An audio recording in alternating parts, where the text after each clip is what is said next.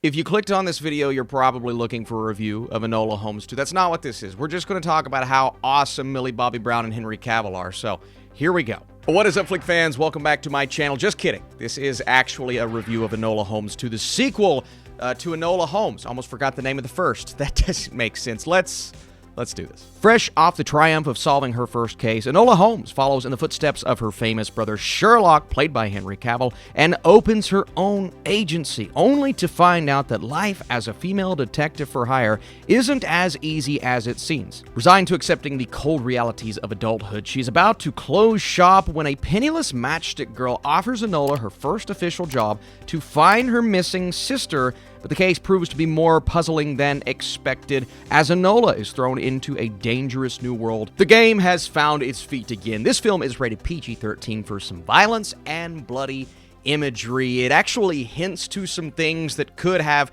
pushed that rating just a bit, but we don't see anything abnormal. We don't see anything we did not see in the first movie. And this is a very similar experience to the first film. If you enjoyed that, I have a feeling you're going to get enjoyment from this. If you didn't like the first movie, and I know from my comment section people did not, well, why are you watching the sequel? The first film had this whimsical nature to it. It's a young Enola Holmes trying to find her place in the world and trying to discover that life is a bit more difficult than it seems, even though she's very smart and just as impressive of a sleuth at her age, anyway, as her brother, Sherlock Holmes. And that's a big factor in this film, is the dynamic between Cavill and Millie Bobby Brown. When they're on screen together, it's nice to see. One, he has more screen time than the last film, but two, there's an entire separate storyline, a subplot, if you will, that has to do with his character. While he's solving a case, she is solving a case that turns into numerous cases. She's also dealing with a bit of a romance. So there's a lot going on here. Maybe at times too much to where it overcomplicates it, and not that the movie itself is confusing to follow. You know exactly where certain story points are headed, but the overall idea of including this much, and there's a bug in here. Please don't come over here. There it is, a little ladybug. Please just stay right there. You have returning cast members Louis Partridge, who played Tewksbury in the first film. He has a pretty significant role here, not in the film for the first little bit, comes in and makes his presence known, and that's one of those subplots that I was talking about.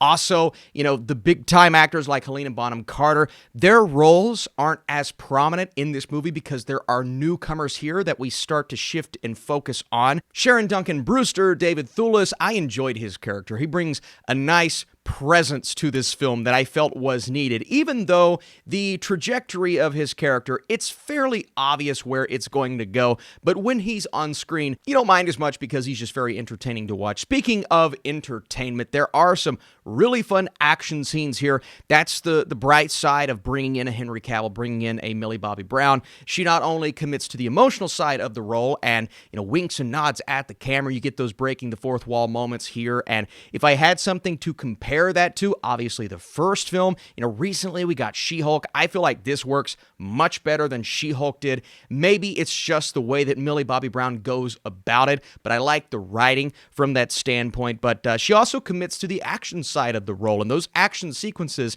are very good, very fun. There is a carriage chase in the middle of the movie that was a little drawn out, but super entertaining. There's also one extended fight sequence at the end in the third act that was probably the bright spot of the film, even though it does take a while to get there. And I don't know if it actually took a while. Look, the movie's 2 hours and 10 minutes long.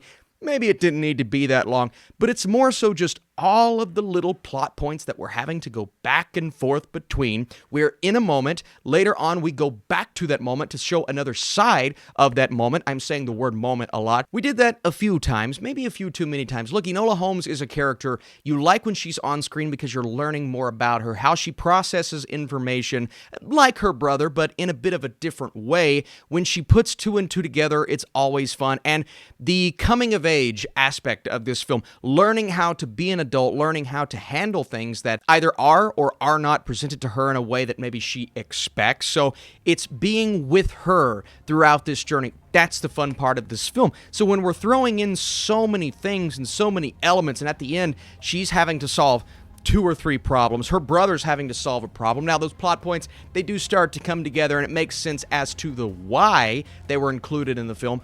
I'm just not sure one or two of those 4 or 5 were necessary. I could have done with more of a simplistic ending. The way it all comes together, I thought was a bit overcomplicated for what this film was going for. But the performances are so good, the characters are so entertaining, maybe you won't mind as much as I did. So whenever I watch something on Netflix, I write notes on my phone. It changed Enola to Ebola. Enola Holmes 2. Before I give you my score, as we review and score Enola Holmes 2, please let me know what you thought of the first film. Are you a fan of these characters, this interpretation of Sherlock Holmes, or do you just not care?